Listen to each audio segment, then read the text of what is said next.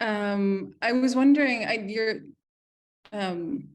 you read very widely and in many languages, and I know you are a huge fan of literary nonfiction. And I just wondered if you were reading any authors in other languages to help inform either this book or your writing later on. Yeah, it's a very good question, and I think it's a good one because my relationship with literary nonfiction also was quite shaped by this book in the end, and by your translation actually. So there are a lot of authors that I now read, including Janet Malcolm, because of Julia. And since the book came out, then a lot of people have told me, oh, you know, sounds a bit like this or like that. But to go a little bit back, before I wrote it, this was my first book, as I was saying, and there's someone I can already ask this because someone is asking how this book shaped my work as an author. This was my first book, and this was the book where I felt like I had found my voice or my style, whatever you call it. And of course, it did not appear in the year that I wrote it. It was something that I had been working for many years, maybe. I just had not written a book, but I had written other stuff and I was reading a lot. I did spend a few years in London, and those years were very important for me because precisely I read so much in England, in English, and I read so much nonfiction.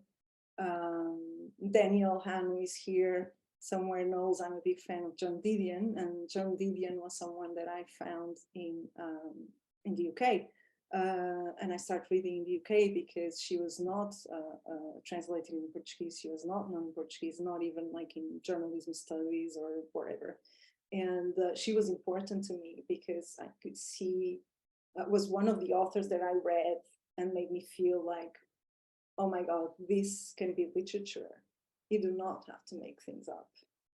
And I like so much to work with people's stories and to with real stories, and I always wanted to do that, and I was doing that as a journalist, and maybe I was also looking for this.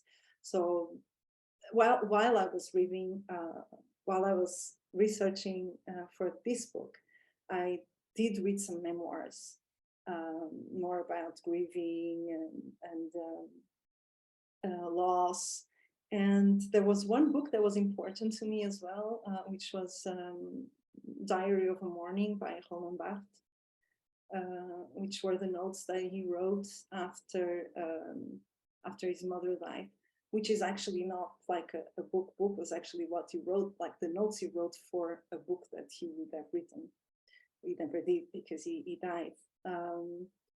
But it's very interesting, was very interesting for me when the book came out in English precisely, and I did some events, and I started to talk with a lot of people talking to me about the book, and it was fantastic for me to discover more people that were kind of writing like I did, and were kind of doing the same work, were looking for how to using real stories to create like literary forms that are different, that are new, that kind of shape the way we think about things differently, and it was very interesting for me. And it was after the book came out that I read, a lot of authors that I now read, a lot of and a lot of women authors actually, for that matter, that write literary nonfiction.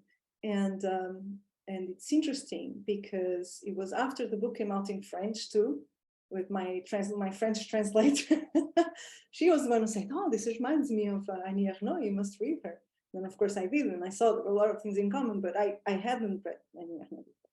But it's such a good feeling when you feel like your work is in dialogue with other works, even if you have not read them before.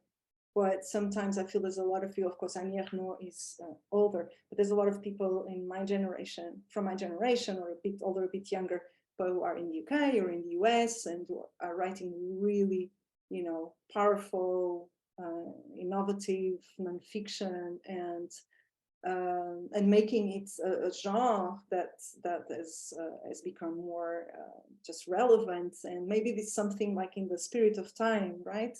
and it's happening in several places with different writers. Maybe there's something of that. And of course, Janet Malcolm, I read more recently because Julia gave me one of her books, and I do, like, now I sometimes teach this nonfiction writing workshops, and I now always talk about Janet Malcolm.